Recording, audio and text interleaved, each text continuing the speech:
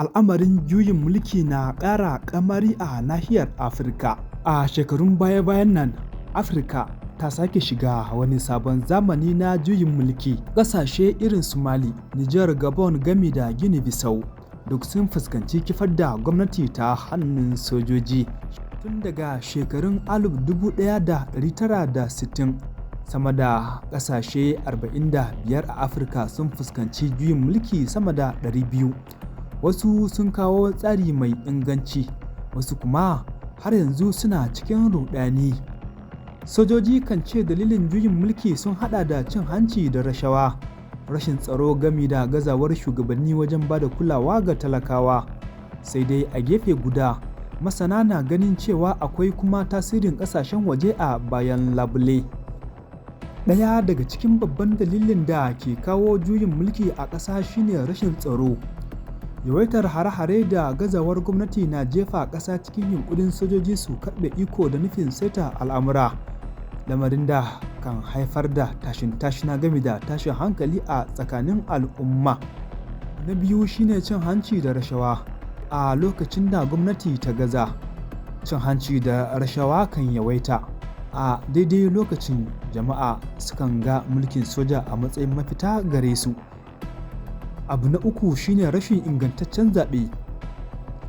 A lokuta da dama, magudin zaɓe da almundahana suke haifar da ɓacin rai da rikici bayan kammala zaɓe. Hakan ta sa a wurare da dama ake samun juyin mulki a Afirka. Abu na hudu shine tsoma baki daga ƙasashen waje. A gefe guda, masana na cewa manyan ƙasashe kan goyi bayan soji su kifar da gwamnati domin yin amfani da su wajen kare muradunsu, wanda hakan ake ganin na daga cikin manyan dalilan da sukan sa a kifar da gwamnati a Afirka.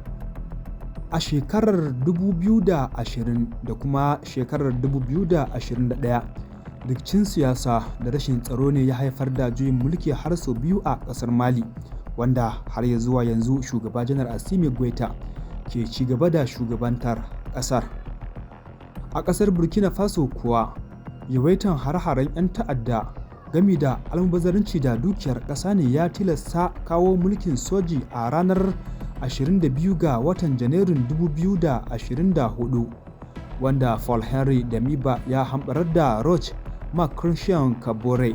Shi ma mulkin watanni 8 kacal ya yi, inda Kyaftin Ibrahim Traore ya hamɓarar da shi a ranar 30 ga Satumba na shekarar 2022, wanda har yanzu ke ci gaba da jagorantar ƙasar.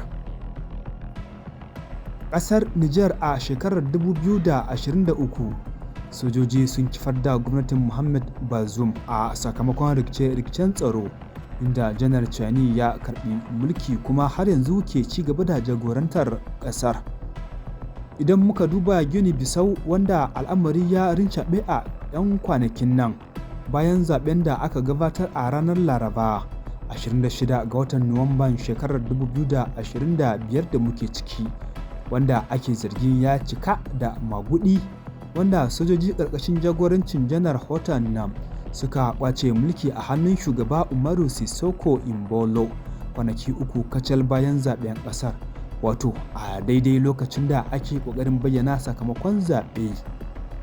Bayan hamɓarar da mulki, shin wani hali ake fuskanta a ƙasa?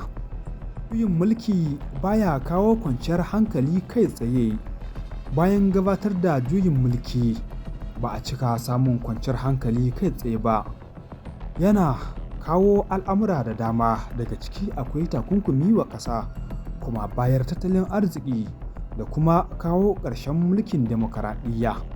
A gefe guda, wasu 'yan ƙasa kan yi murna suna cewa sojoji sun kawar da zalunci, wasu kuwa suna nuna fargaba, suna tsoron yadda juyin mulki ke durƙusar da tsarin demokaradiyya.